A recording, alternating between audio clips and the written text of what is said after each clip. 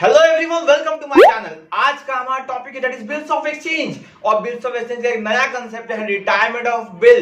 Retirement of bill का मतलब होता है बिल का अमाउंट बिल के ड्यू डेट से पहले पे कर देना, मतलब बिल को रिटायर कर देना।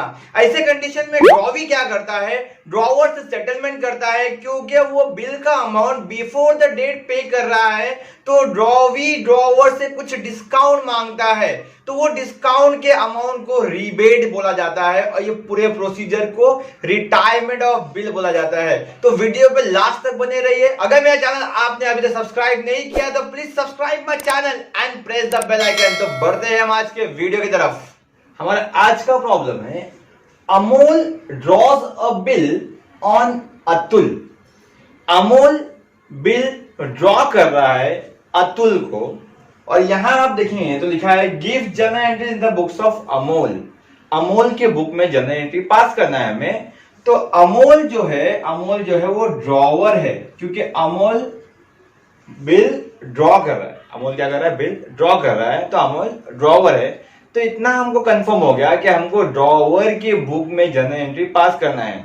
अब फटाक से हमको ड्रॉवर के बुक की जर्नल एंट्रीज को रिफ्रेश करना है हमारे माइंड में। मतलब गुड्स परचेज सेल की एंट्री क्या आती है, गुड्स ड्रॉन एंड एक्सेप्टेंस की एंट्री क्या आती है। अगर अभी तक आपने जर्नल एंट्रीज बाय हार्ट नहीं किया है तो प्लीज मेरे पहले लेक्चर में जाइए, उसमें मैंने जर्नल एंट्रीज को बाय हार्ट कराया, प्लीज वो एंट्रीज को बाय हार्ट कीजिए। ओके, तो अमोल बिल ड्रॉ कर रहा है। बिल ड्रॉ की एंट्री क्या है, बिल ड्रॉ की एंट्री है bills receivable account debit to drawee account. Bills receivable account debit to what, drawee account. अब ड्रॉवी कौन है, अतुल है, तो एंट्री क्या आएगी, बिल्स रिसीवेबल अकाउंट डेबिट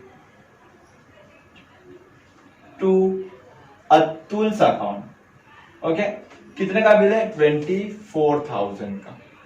24,000।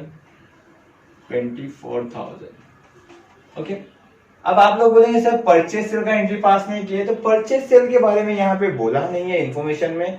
जब बोला नहीं रहेगा तो हमको एंट्री पास नहीं करना है। ओके, अब आ जाते हैं हम डेट पे, 6 अक्टूबर। तो यहां लिख देते हैं हम 6 अक्टूबर 2019। ओके, तो हमारा एंट्री पास हो गया। Atul accept the bill on the same date. Atul ने बिल एक्सेप्ट किया। अगर हम ड्रॉवी की बुक में एंट्री पास करते तो अतुल का एंट्री पास करते। फिलहाल यहां पर हमको वो एंट्री पास की जरूरत नहीं है, ड्रॉन एंड एक्सेप्टेंस का एंट्री एक ही आता है। आगे, Amol sends the bill to bank for collection. अभी हमने देखा था प्रॉब्लम, जब प्रॉब्लम हम जर्नल एंट्रीज, तो वहां पर एक पार्ट था 1 आउट ऑफ 4 का।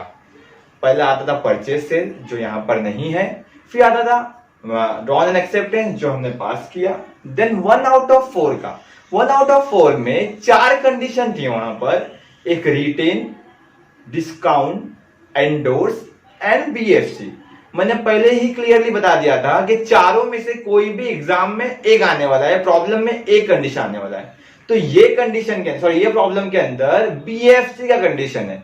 तो मैंने ये बताया था कि 1 आउट ऑफ 4 में कुछ भी आए, याद रखना बिल हमेशा जाएगा, चाहे वो रिटेन कंडीशन हो, चाहे वो डिस्काउंट हो, चाहे एंडोर्स हो, चाहे बीएफसी हो, हमेशा बिल जाएगा। तो बिल जाएगा तो यहां लिखना है हमको 2 बिल्स रिसीवेबल। बिल जा रहा है, 2 बिल्स रिसीवेबल। कहां जा रहा है इसके अंदर, तो बीएफसी में, bank for collection account debit. Okay, कितने का बिल, पूरा बिल 24,000 का। देखो लास्ट लेक्चर के अंदर एक बच्चे ने मुझे बताया था कि सर मुझे जर्नल एंट्री समझ में नहीं आ रही है, तो मैं उस बच्चे से रिक्वेस्ट करता हूं कि प्लीज पहला lecture journal entry by heart करो, तो आपको ये समझ में आ जाएगा। आप स्टेप बाय स्टेप जाओ, डायरेक्टली जर्नल एंट्री सीखने जाओगे तो आपको नहीं आएगा। तो फर्स्ट लेक्चर क्लियरली बार बार देखिए, नहीं समझ में आ रहा बार बार देखिए। तो पहला एंट्री रहता है परचेज सेल का, जो ये सब में नहीं है, देन बिल ड्रॉन एक्सेप्टेंस का, ये एंट्री पास किया, देन 1 आउट ऑफ 4 का। इसका डेट दिया हुआ है 20 अक्टूबर 2019। ओके, अब इसके बाद 2 कंडीशन, या तो बिल ऑनर होगा या तो डिसऑनर होगा। हमने अब तक का 2 प्रॉब्लम किए, एक में ऑनर सिखाया मैंने, एक में डिसऑनर सिखाया। ओके, नॉर्मली जो एग्जाम में प्रॉब्लम आने वाला है तुम्हारे वो डिसऑनर ही होगा, क्योंकि बिल ऑनर जब होता है तो प्रॉब्लम खत्म हो जाता है और 3 जनरल या 4 जनरल के बेसिस पे तुमको सम प्रॉब्लम नहीं पूछा जाएगा। तो याद रखना हमेशा बिल डिसऑनर ही होगा। अब बिल डिसऑनर हो रहा है कैसा मालूम पड़ता है, तो क्वेश्चन के अंदर आपको तरह तरह के अलग अलग वर्ड्स मिलेंगे। यहाँ पे देखो लिखा हुआ है before the due date Atul finds himself unable to make payment. मतलब ड्यू डेट से पहले अतुल को ऐसा लग रहा है कि मैं पेमेंट नहीं कर पाऊंगा of bill and request Amol to renew it. The word renew मतलब वापस से बिल बनाना। तो अतुल जो है वो ड्रॉवी है, वो अमोल को बोल रहा है कि मैं पूरा पैसा पे नहीं कर पाऊंगा, तो मुझे एक वापस से बिल बना मतलब पहले बिल का अमाउंट वो पे नहीं कर पा रहा है। बिल का अमाउंट पे नहीं कर पा रहा है मतलब ये डिसऑनर कंडीशन है। ओके, जब भी वर्ड रिन्यू सब में आए तो याद रखना हमको 4 एंट्री पास करना है। कितने एंट्री? 4 एंट्री। तो क्या पास करना है यहाँ पर हमको? ड्रॉवी अकाउंट डेबिट, फिर drawee account debit, then drawee account credit, हमेशा ऐसा ही पास करना है, then drawee account credit. Atul to Atul, debit credit. Okay, यहां मैं लिख देता हूं ये एंट्री क्या थी। ये डिसऑनर की एंट्री पास कर रहे हैं हम, ये इंटरेस्ट की एंट्री पास कर रहे हैं, ये कैश की एंट्री पास कर रहे हैं और ये न्यू बिल की एंट्री पास कर रहे हैं। डिसऑनर, इंटरेस्ट, कैश और न्यू बिल। ओके, अब हमको क्या करना है? सिर्फ फिलअप करना है। इंटरेस्ट की एंट्री पास करें तो लिखो टू इंटरेस्ट, कैश की एंट्री पास करें तो लिखो कैश, बिल की एंट्री पास करें तो लिखो बिल्स रिसीवेबल। देखो 4 हमने अतुल लिखे थे, उसमें 3 तो हमने फिलअप कर दिया। Atul to interest, cash to Atul, bills receivable to Atul. अब ये क्या आएगा यहाँ पर? 2 में क्या आएगा? नॉर्मली याद रखना पड़ता है हमको कि अगर बिल रिटेन है तो टू बिल्स रिसीवेबल आएगा, अगर बिल डिस्काउंट है तो बैंक आएगा, अगर बिल एंडोर्स है तो टू एंडोर्स से आएगा और बीएफसी टू बीएफसी आएगा। मैं यहाँ आपको बोलता हूँ क्लियरली कि याद मत रखो, इससे पहले वाला एंट्री देखो उसके डेबिट में क्या है। इसके डेबिट में क्या है? बैंक फॉर कलेक्शन, तो लिख दो bank for collection, to bank for collection. कोई याद करने की जरूरत नहीं है। Once again I will revise कि रिन्यू वर्ड आया तो 4 बार हमको 4 एंट्री मानना है। Sorry, Atul to Atul. याद रखना dishonour, interest, cash, new bill. Dishonour, interest, cash, new bill. Interest में टू इंटरेस्ट, कैश में कैश, न्यू बिल में बिल्स रिसीवेबल। और यहाँ पे क्या आएगा? जो उसके ऊपर डेबिट होगा यहाँ पे क्रेडिट हो जाएगा। Is it clear? अब यहाँ पे अमाउंट क्या आएंगे? तो अमाउंट डिसऑनर में जो है वो बिल का अमाउंट आ जाएगा, 24,000। इंटरेस्ट का अमाउंट लास्ट लेक्चर के अंदर हमने फाइंड किया था कि interest is always calculated on balance amount, but ये प्रॉब्लम के अंदर इंटरेस्ट का अमाउंट दिया हुआ है 800 रुपया, तो इंटरेस्ट का अमाउंट हम लिख देंगे 800 रुपया। ओके, ये हो गया। देन कैश का अमाउंट देखो क्या दिया है, and agree to proposal on condition that Atul should pay. Atul जो है वो ड्रॉवी है, अमोल क्या बोल रहा है? मैं नया बिल बनाऊंगा लेकिन अतुल शुड पे ₹10,000 in cash along with the interest of ₹800। कि अतुल को आज ही 10,000 पे करना पड़ेगा with interest 800। It means Atul जो है वो कैश पे कर रहा है, अमोल जो है वो कैश रिसीव कर रहा है, कैश अकाउंट डेबिट। कितना रिसीव कर रहा है? 10,000 विथ इंटरेस्ट, मतलब 10,800। बहुत बच्चे गलती करते हैं, यहाँ पर 10,000 लिखते हैं, तो ये 10,000 रुपीज तो बिल का ले रहा है और 800 रुपए जो इंटरेस्ट का है वो भी ले रहा है, दैट इज 10,800।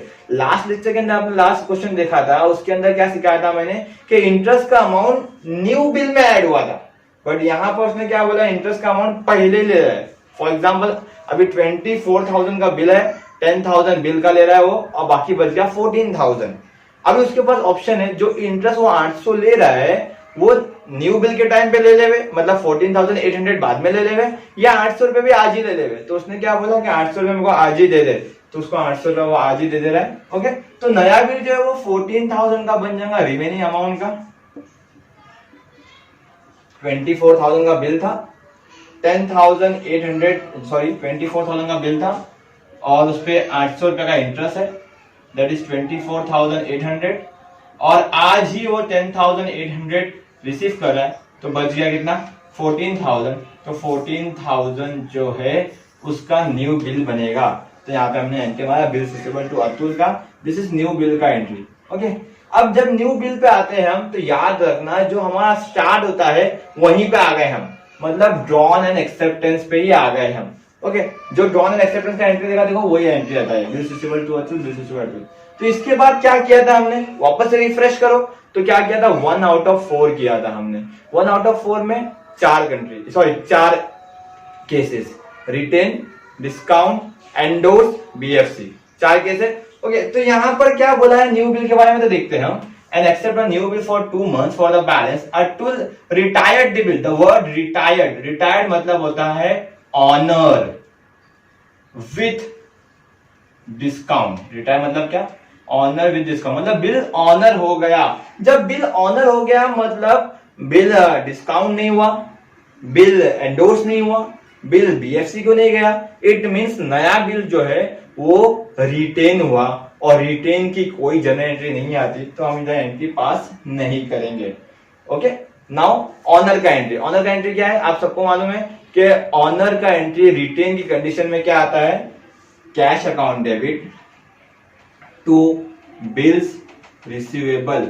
अब मैंने क्या बोला, ये सब में बिल जो है ये ऑनर नहीं हुआ, रिटायर हुआ। रिटायर मतलब ऑनर विद डिस्काउंट, मतलब डिस्काउंट का एंट्री भी पास करो, cash account debit, discount account debit to bills receivable. बहुत सारे टीचर्स को रिबेट बोलते हैं, तो रिबेट भी सही वर्ड है इसके लिए, तो मैंने दोनों लिख दिया, कैश अकाउंट डेबिट, डिस्काउंट या rebate account debit to bills receivable. This is honour का एंट्री, यहां लिख दो ऑनर विथ डिस्काउंट या विथ रिबेट। ओके, आप सोच रहे हैं कि सर ने एंट्री तो पास कर ली रिटायरमेंट की, बट उसका अमाउंट नहीं लिखा। तो अमाउंट आपको कमेंट बॉक्स में लिखकर बताना है कि आपके हिसाब से क्या अमाउंट आना चाहिए कैश अकाउंट में, क्या अमाउंट आना चाहिए रिबेट में, और क्या अमाउंट आना चाहिए बिल्स रिसीवेबल में। और मैं आपको रिप्लाई देकर बताऊंगा कि आपका आंसर राइट है या wrong. One more thing for practice is date. मैंने देखो फर्स्ट और सेकेंड एंट्री में डेट लिखा है, देन थर्ड से लेकर लास्ट तक डेट नहीं लिखा है। तो डेट लिखना कैसा है मैंने लास्ट लेक्चर में बताया था आपको, तो उस लेक्चर को देखो। और डेट कैसा मैंने लिखा है, कैसे ग्रेस डेज मिलते हैं, कैसे मंथ्स को ऐड किया जाता है वो भी बताया है, और अकॉर्डिंगली डेट भी यहाँ पर लिखना है आपको। और कमेंट बॉक्स में कमेंट करके आपको बताना है कि डेट्स नेक्स्ट एंट्रीज की डेट्स क्या आएगी। तो मैं आपको बताऊंगा कि आपने जो भी एंट्री पास किया है अमाउंट या डेट की, वो सही है या गलत है। ओके, तब तक के लिए थैंक यू सो मच।